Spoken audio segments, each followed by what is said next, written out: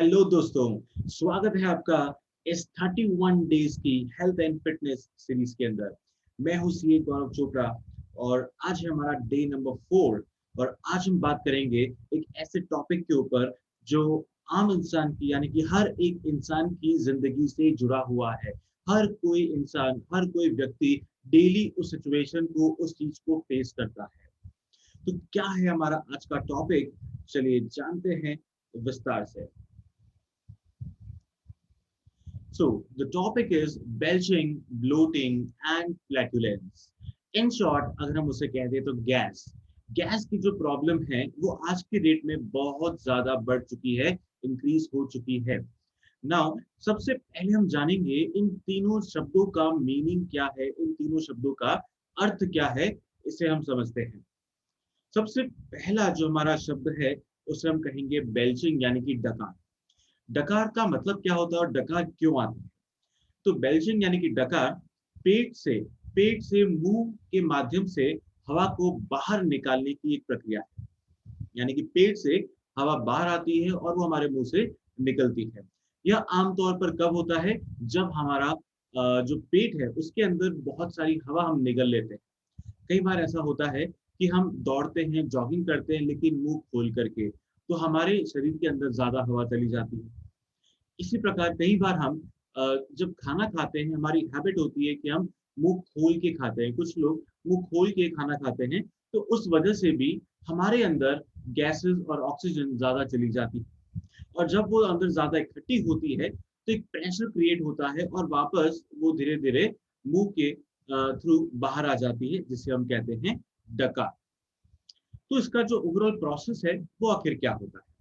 तो देखें, जब भी हम खाना खाते हैं तो मान के चले खाने के साथ में कुछ हद तक ऑक्सीजन भी अंदर जाती है, किसी के ज्यादा तो किसी के कम। अब जब वो खाना अंदर जा रहा है तो हमारे पेट के अंदर बहुत सारे बैक्टीरियाज होते हैं, बहुत सारे एंजाइम्स होते हैं जो क्या करते हैं, खाने को डाइजेस्ट करने में हेल्प करते हैं। साथ ही जो खाने के अंदर विटामिन और मिनरल्स होते हैं उनको अलग अलग करने में हेल्प करते हैं। और जब ये प्रोसेस होता है तो इस प्रोसेस के वक्त एक मीथेन गैस रिलीज होती है। जब ये प्रोसेस पूरा होने लगता है तो मीथेन गैस रिलीज होती है और वो मीथेन गैस धीरे धीरे धीरे धीरे ऊपर आ करके हमारे मुंह से बाहर निकल जाती है। तो अगर हमारे शरीर में गैस का जो लेवल है अगर वो काफी ज्यादा है, उसकी इंटेंसिटी बहुत ज्यादा है, और हमारी डाइट अगर इस प्रकार की है कि हमारे अंदर रेगुलरली बहुत ज्यादा एयर इकट्ठी हो रही है, बहुत ज्यादा हमारे अंदर बैक्टीरियाज है, तो फिर हमें यहाँ पर गले के अंदर जलन सी महसूस होगी। कई बार चेस्ट में, कई बार गले में हमें जलन महसूस होती है। कभी भी हम डकार लेते हैं तो यहाँ से हमें जलने लगता है कुछ समय तक। तो इस चीज को हम क्या कहते हैं? बर्पिंग यानी कि डकार। तो एक लिमिट में अगर हमें डकार आती है दैट इज ओके, लेकिन अगर हमें लिमिट से ज्यादा आती है या फिर जलन के साथ में डकार आती है, that means there is something wrong. कुछ न कुछ हमें, हमारे अंदर प्रॉब्लम है। तो उसे सॉर्ट आउट कैसे किया जा सकता है और क्या क्या दूसरे कारण हैं जिससे हम जान सकते हैं कि हम बर्प क्यों करते हैं? तो सबसे पहली चीज है ईटिंग टू फास्ट। कई बार हम फटाफट से जल्दबाजी में खाना खाते हैं। मान लें किसी का फोन आ गया या फिर हमें कहीं पर मीटिंग अटेंड करनी है, ऑफिस जल्दी जाना है, और हम जल्दबाजी में फटाफट से 5 मिनट में खाना खाने की कोशिश करते हैं। तो जब ऐसा हम करते हैं तो ज्यादा एयर हमारे अंदर जाती है। इसी प्रकार जब हम खाना चबा करके खाते हैं तो कई बार हमारी कोशिश रहती है कि हम जल्दबाजी में निगलने की कोशिश करते हैं। अगर सही मायने में चबाकर खाया जाए तो हमें 32 बार चबाना होता है, 32 टाइम्स च्यू करना होता है। और 32 बार अगर हम चबाएंगे तो हमें इतनी बार चबाना पड़ता है कि हमें आराम से खाने में आधे से पौन घंटा लग सकता है। तो अगर हमने उतनी बार चबाया होगा तो इस तरह की कभी दिक्कत आएगी ही नहीं। लेकिन अगर हमने कम चबाया है और उसे निगल लिया है तो ये प्रॉब्लम जरूर आएगी। उसी के साथ कई बार हम कार्बोनेटेड ड्रिंक्स यानी कि कोल्ड ड्रिंक्स पीते हैं जिसके अंदर कार्बन डाइऑक्साइड होती है। कार्बन डाइऑक्साइड यानी कि गैस उसमें पहले से मौजूद होती है। तो हम चला करके उस ड्रिंक के साथ हमारे अंदर गैस डाल रहे हैं, तो जब गैस डालेंगे तो वापस वो बाहर भी आएगी। तो उसके अंदर आपने देखा होगा कुछ प्रोसेस बहुत फास्ट होते हैं। इधर आपने कोल्ड ड्रिंक पी और उधर हमारे मुंह से डकार निकल रही है। नाक से गैस निकल रही है, मुंह से गैस निकल रही है, तो इस तरह से कई बार हम फील कर सकते हैं। और कई बार हमने फील किया होगा कि कभी हम किसी पार्टी के अंदर जाके आते हैं, शादी के फंक्शन में जाकर के आते हैं, और वहां से जब हम खाना खाकर आते हैं घर पर, तो विद इन 1 आवर या 2 आवर, 1 से 2 घंटे में हमें बहुत सारी डकार आने लगती है। कई बार हम अनईजी फील करते हैं कि हमारा पेट ज्यादा भर चुका है, उस वजह से हमें दिक्कत आती है, तो उस वक्त भी हम ज्यादा डकार लेते हैं। फिर च्युइंगम, च्युइंगम हम अगर ज्यादा चबाएंगे, दैट मीन्स हमारा मुंह ज्यादा चलेगा और ज्यादा एयर हमारे अंदर जाएगी।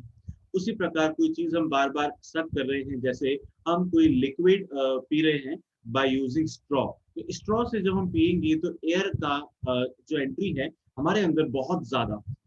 और उसी प्रकार स्ट्रेस, स्ट्रेस अगर लेते हैं तो हमारा ब्रीदिंग पैटर्न चेंज हो जाता है, हम जो है ज्यादा ब्रीदिंग करने लगते हैं और उस वजह से ज्यादा एयर हमारे अंदर चली जाती है। तो ये वो सारे कारण हैं जिसकी वजह से हम बर्प करते हैं, यानी कि डकार लेते हैं।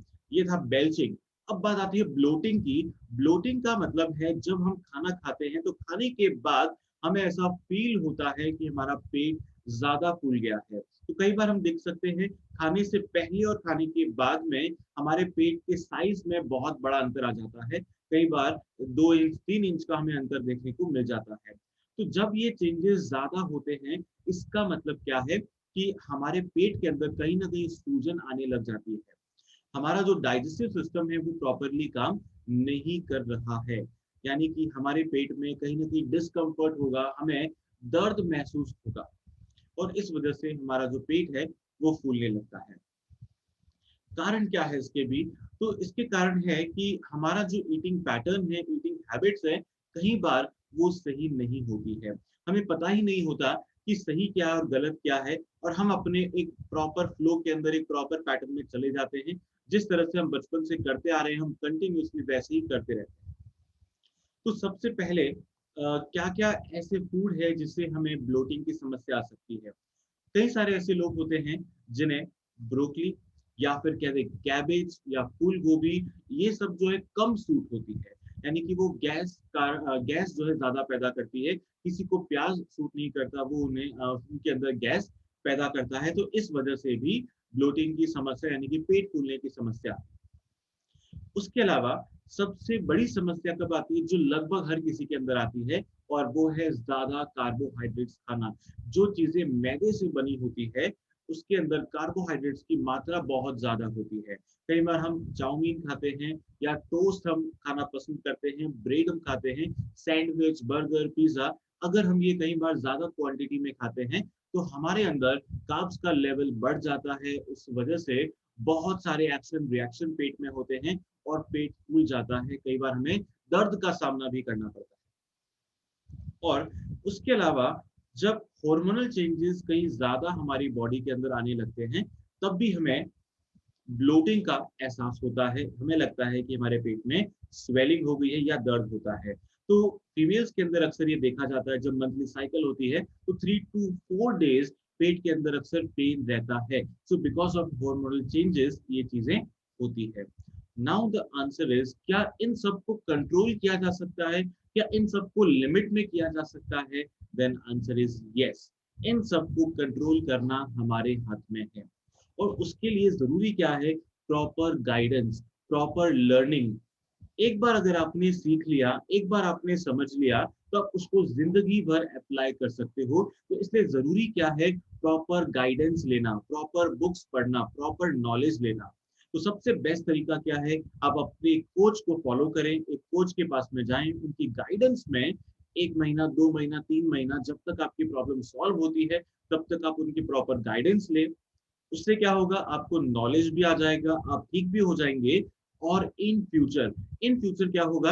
आप उसी नॉलेज को जिंदगी भर अपने ऊपर और अपनी पूरी फैमिली पे अप्लाई कर सकते हैं।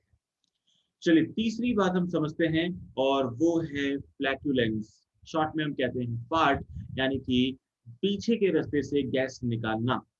तो फ्लैटुलेंस क्या होता है? It is passing gas from the digestive system out of the back passage, and farting is often laughed about, यानी कि कई बार हम किसी ग्रुप के अंदर बैठे होते हैं या कहीं मीटिंग में बैठे होते हैं, दोस्तों के साथ या रिश्तेदारों के साथ बैठे होते हैं, तो प्रॉब्लम अक्सर तब होती है जब हमने पहले खा पी लिया, पार्टी कर लिया, एंजॉय कर लिया और फिर हम बैठे हैं, तो अक्सर ये समस्या आने लगती है। तो कई बार होता है कि किसी में कोई ना कोई पर्सन गैस रिलीज करता है और किसी की स्मेल बहुत ज्यादा होती है विच इज अनबियरेबल। तो आप इस तरह का कई बार एक्शन करते हैं, आप कई बार इस तरह का सोच सकते हैं, बिलीव कर सकते हैं, इमेजिन कर सकते हैं कि किस तरह की सिचुएशन होती है। अगर कई बार हमारे पेट में गुड़गुड़ होती है तो हम कई बार क्या सोचते हैं, उस ग्रुप से एक बार अलग हो जाते हैं और वापस आ जाते हैं, राइट? तो ऐसी बहुत सारी दिक्कतें प्रैक्टिकल लाइफ में हमारे सामने देखने को मिलती है। तो इसका भी क्या सॉल्यूशन हो सकता है? बिल्कुल हो सकता है। तो फाट क्यों होता है, उसके पीछे रीजन क्या है, फाट के कारण क्या क्या है, पहले हम ये समझते हैं। तो कई बार हम शुगर बहुत ज्यादा इंटेक करते हैं, दूध पीते हैं, चाय पीते हैं, कॉफी पीते हैं, शुगर इंटेक हो गया। मिठाई हमें बहुत ज्यादा पसंद होती है, बिस्किट्स हम बहुत ज्यादा खाते हैं। और सिर्फ इनके अंदर ही नहीं, हम जब कार्ब्स भी ज्यादा खाते हैं, चाहे ज्यादा चपाती खाएं या फिर इस तरह की और कोई चीजें खाएं जिनमें कार्बोहाइड्रेट ज्यादा होता है, तो वो हमारे शुगर लेवल को बढ़ाता है। और जब वो शुगर लेवल को बढ़ाता है तो हमारी बॉडी एक लिमिट तक ही उसे डाइजेस्ट कर सकती है, और जो भी एक्स्ट्रा शुगर है वो धीरे धीरे धीरे गैस पैदा करती है और उसके अंदर ज्यादा स्मेल भी होने लगती है। और इसलिए जब हम धीरे धीरे उसको पास करते हैं तो कई बार हमें बहुत ज्यादा स्मेल फील होती है। तो आप एक बार नोटिस करके देखें कि आप क्या खाते हैं, तब आपको ज्यादा स्मेल आती है या तब आपको ज्यादा फार्ट करने की जरूरत पड़ती है। तो आप जब नोटिस करेंगे, आपको पता लगेगा कि जब आपने बहुत रिच डाइट ली है, rich in the sense rich of fats and rich of carbohydrates, उनको अगर आपने ज्यादा खाया है, जैसे कभी ज्यादा छोले भटूरे खा लिए, ज्यादा पाव भाजी खा ली, या फिर ज्यादा इस तरह का और कोई हैवी आइटम आपने खाया है, तो आपको ये दिक्कत ज्यादा आने लगती है। साथ ही कई बार हम ज्यादा पोटैटो खाते हैं, ज्यादा कॉर्न खाते हैं, ज्यादा ओट्स खाते हैं। कोई भी चीज एक लिमिट से ज्यादा करने पर दिक्कत पैदा करेगी। और उसी प्रकार कुछ सब्जियां भी ऐसी होती है जो एक लिमिट से ज्यादा खाने पर गैस पैदा करती है। तो अगर हमें फाट नॉर्मल तरीके से होता है एंड विदाउट स्मेल होता है, देन इट इज ओके। लेकिन अगर उसमें ऑर्डर ज्यादा है, अगर उसमें स्मेल ज्यादा है, that means there is something wrong with us, हमारे अंदर कुछ ना कुछ प्रॉब्लम है और सॉल्यूशन करने की जरूरत है। तो सॉल्यूशन क्या क्या है, किन बातों का हमें ध्यान रखना है? सबसे पहली चीज है प्रॉपर वाटर इनटेक। पानी की कमी की वजह से हमारा खाना सही तरीके से नहीं पच पाता है, ज्यादा गैस वो क्रिएट करता है। लेकिन अगर पानी होगा, डाइजेशन प्रॉपर होगा, तो गैसेस नॉर्मल तरीके से रिलीज होगी और वो प्रॉब्लम हमारी सॉल्व हो जाएगी। दूसरी चीज है फाइबर। हमारे खाने के अंदर, हमारी डाइट में फाइबर की मात्रा बहुत अधिक होनी चाहिए। कितना होना चाहिए? 25 to 30 ग्राम्स, इतना फाइबर डेली हमारी डाइट के अंदर होना चाहिए।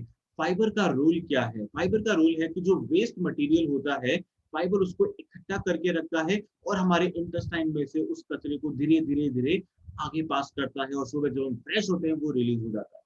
लेकिन अगर फाइबर की कमी होती है तो क्या करता है, वो प्रॉपरली आगे पास ऑन नहीं होता, हमारे इंटेस्टाइन के अंदर वो स्टिक होने लगता है, चिपकने लगता है, और धीरे धीरे जब उसमें सड़न होती है तो गैस पैदा करता है।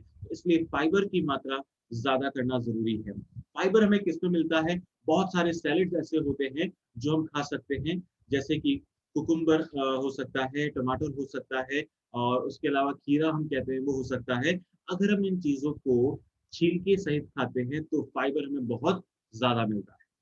आलमंड्स हम कई बार खाते हैं तो बहुत से लोग क्या करते हैं, उसे छील करके खाते हैं। छील कर आप ये नहीं खाना है, आप उसके कवर के साथ में खाएं। Cover mean soft cover, hard cover की हम बात नहीं कर रहे हैं, सॉफ्ट कवर जो ब्राउन कलर का होता है, सॉफ्ट कवर, उसके साथ आपको खाना है, तो फाइबर आपके अंदर धीरे धीरे बढ़ेगा। फिर तीसरी बात आती है फूड को प्रॉपरली चबाना। तो अभी हमने बात की थी 32 बार हमें चबाना चाहिए। तो आपको पहले क्या करना है, अपना काउंट चेक करना है कि आप कितनी बार चबा रहे हैं। 4 बार, 8 बार, 10 बार। तो जितने टाइम्स भी आप चबा रहे हैं, धीरे धीरे कोशिश करके 2 बार एक्स्ट्रा चबाएं। फिर कुछ दिन बाद फिर 2 बार एक्स्ट्रा चबाएं। तो जब आप ऐसा करेंगे तो धीरे-धीरे आपकी ईटिंग स्किल्स इम्प्रूव हो जाएगी। जी हाँ, ये भी एक स्किल है, खाने को प्रॉपर तरीके से चबाना हर किसी के बस की बात नहीं है, इसे भी सीखना पड़ता है। तो इस स्किल को ज़रूर आप इम्प्रूव कर सकते हैं, लेकिन स्टेप बाय स्टेप, और इसका बेनिफिट बहुत जल्दी आपको देखने को मिलेगा। चौथी चीज़ है स्लीप। सही तरीके से सोना, सही समय पर सोना और सही टाइम पीरियड के लिए सोना। यानी कि टाइम ज़रूरी है, हम किस समय सो रहे हैं, कितने घंटे के लिए सो रहे हैं और हमारी पोज़ीशन क्या है सोने की। हम पेट के बल सो रहे हैं, साइडवेज़ सो रहे हैं, उल्टे सो रहे हैं, सीधे सो रहे हैं, तो ये भी मैटर करता है। तो इसके ऊपर भी हम एक दिन पूरा सेक्शन लेंगे कि सोने का सही तरीका क्या है। अगर हम सही तरीके से सोते हैं, तो उससे भी ज़िंदगी भर फिट रहा जा सकता है। पांचवी चीज है एक्सरसाइज, प्रॉपर वर्कआउट। तो डेली हमें कम से कम आधे घंटे का वर्कआउट करना चाहिए, जिससे हमारे शरीर का डाइजेस्टिव सिस्टम इंप्रूव होता है, प्रॉपर बॉवल मूवमेंट होता है और सुबह हम प्रॉपरली फ्रेश हो पाते हैं। And last one is deep breathing, यानी कि मेडिटेशन और प्राणायाम हमें रेगुलरली डेली आधे घंटे करना चाहिए, सुबह का नियर अबाउट 5 बजे। तो उस वक्त क्या होगा, हमारी बॉडी में फ्रेश एयर जाएगी और प्रॉपर ऑक्सीजन जाने की वजह से प्रॉपर एनर्जी हमें मिलेगी और हमारी जो बॉडी का सिस्टम है, ओवरऑल सिस्टम इंप्रूव होगा।